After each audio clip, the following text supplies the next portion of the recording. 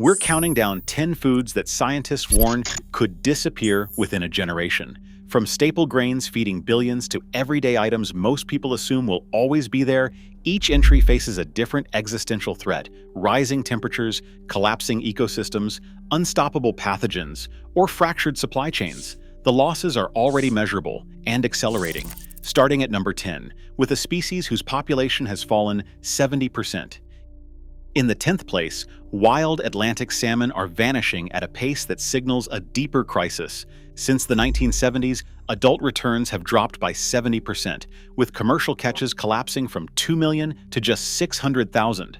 The underlying cause has shifted. Rising river temperatures now routinely exceed the species' survival threshold. In August 2023, the Fraser River in British Columbia saw a 70% die-off of returning adults as water temperatures surged above 19 degrees Celsius.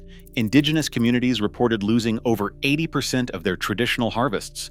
Climate models project that by 2035, wild-caught Atlantic salmon will disappear from most markets as river heat stress becomes the norm. Number 9. Chocolate faces a future shaped by rising heat in the world's main cacao belt. The Food and Agriculture Organization projects that by 2050, nearly 89% of land now suitable for cacao, especially in West Africa, will become too hot for the crop to survive. Cacao trees struggle when average temperatures exceed 30 degrees Celsius, a threshold that is increasingly breached across Ghana and Côte d'Ivoire. Some farmers like Kouassi Kofi have turned to shade tree agroforestry, which has managed to stabilize yields by 15% even as local temperatures climb. Despite these efforts, the loss of suitable habitat threatens to turn chocolate from an everyday treat into a rare luxury as climate change outpaces adaptation. 8th place, almonds are now a case study in how fragile modern food systems have become. California produces about 80% of the world's almonds, but this entire harvest depends on a single service: honeybee pollination. Each year, growers require nearly 1.5 billion bee days just to set the crop. Yet since 2006, the United States has lost around 30% of its managed honeybee colonies annually, a trend echoed in California's Central Valley. The result is a shrinking pollinator workforce that cannot keep up with demand. If current colony losses persist, scientists project almond yields could fall by 20% by 2030. As bee populations collapse, the foods that rely on them, almonds included, are at risk of vanishing from supermarket shelves.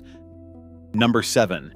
Avocados now stand at the intersection of two mounting crises: pollinator decline and water scarcity. 70% of the world's avocados come from just two countries, Mexico and Peru, both facing a 15% shortfall in effective pollination and a 30% deficit in irrigation water, according to World Bank and FAO data. As bees' populations shrink and droughts intensify, the synergy of these pressures has become clear. Without enough bees, fruit set drops, and even where flowers are pollinated, many orchards cannot meet the water demand to bring avocados to harvest. Projections show global avocado output could fall by 22% by 2035, making the fruit far less accessible. The green gold that has fueled booming exports and global demand is now a symbol of how ecosystem fragility and climate stress can converge, putting popular foods at risk of slipping out of reach. Number 6. The Cavendish banana faces a crisis rooted in its genetic uniformity. Fusarium wilt tropical race 4, a soil-borne fungus, has swept through plantations across Asia, Africa, and now Latin America. In Colombia, recent media reports indicate that nearly 1 in 5 commercial banana farms showed signs of TR4 infection in 2021, though official acreage data remain unpublished. The fungus invades through the roots and can persist in soil for decades, making eradication nearly impossible once established. Global projections suggest that, without effective containment or resistant varieties, over half of the world's Cavendish supply could vanish by 2035. Strict quarantine and clean planting protocols have slowed outbreaks in some regions, but monoculture farming leaves the crop exposed.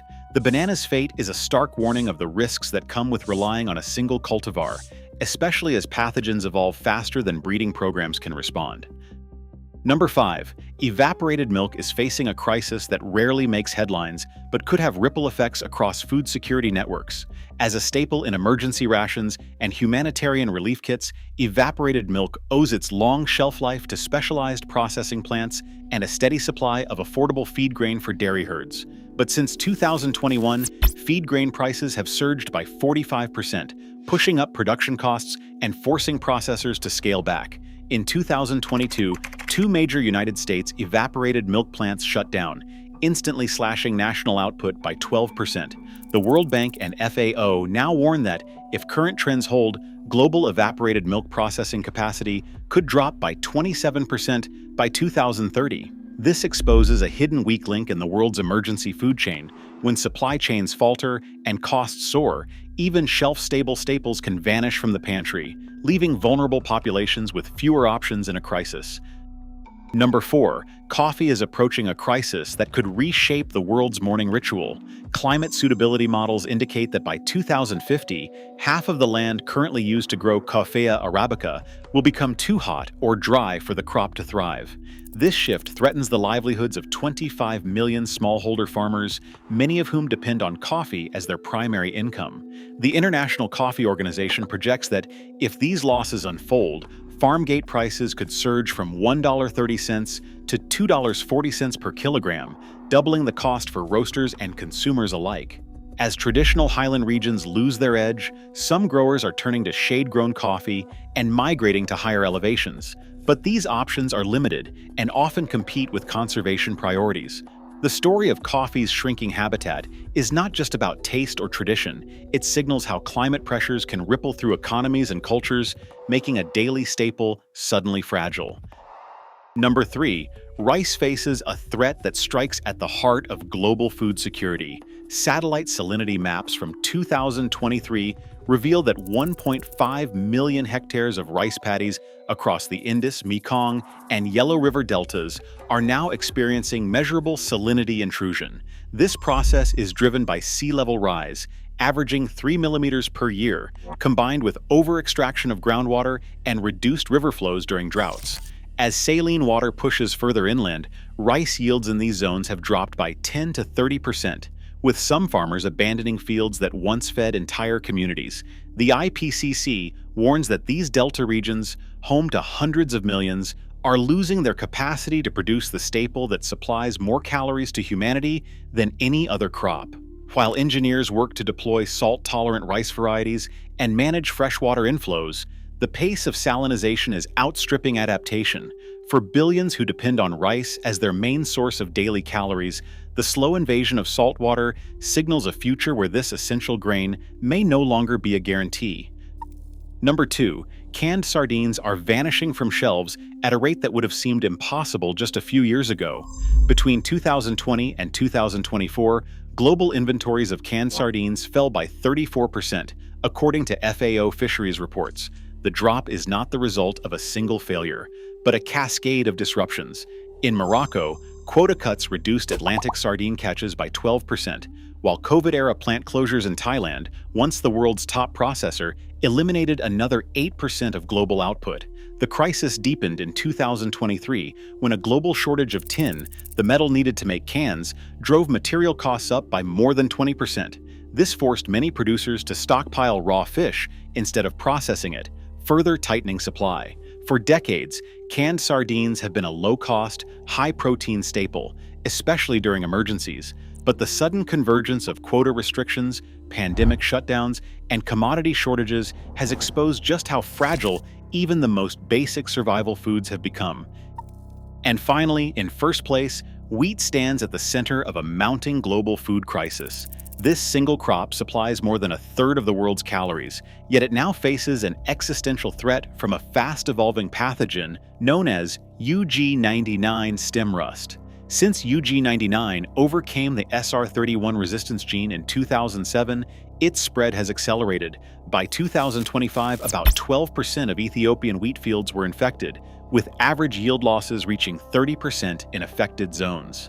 Projections warn that by 2030, 40% of the world's wheat-growing area could be exposed to this lineage as wind-borne spores travel across continents and climate conditions become more favorable for the fungus. the International Maize and Wheat Improvement Center has distributed over 5 million seed packets carrying new resistance genes like SR35 and SR59. But ongoing conflict in regions such as Tigray continues to disrupt delivery, leaving vulnerable farmers with little defense. The risk is clear. If UG99 breaches more frontiers, a third of global wheat harvests could be lost, destabilizing the food supply for billions. Wheat's vulnerability is a final warning that the world's breadbasket is no longer secure unless urgent, coordinated action can outpace the pathogen's advance. Across all 14 foods, one pattern is clear. The global diet relies on a shrinking foundation.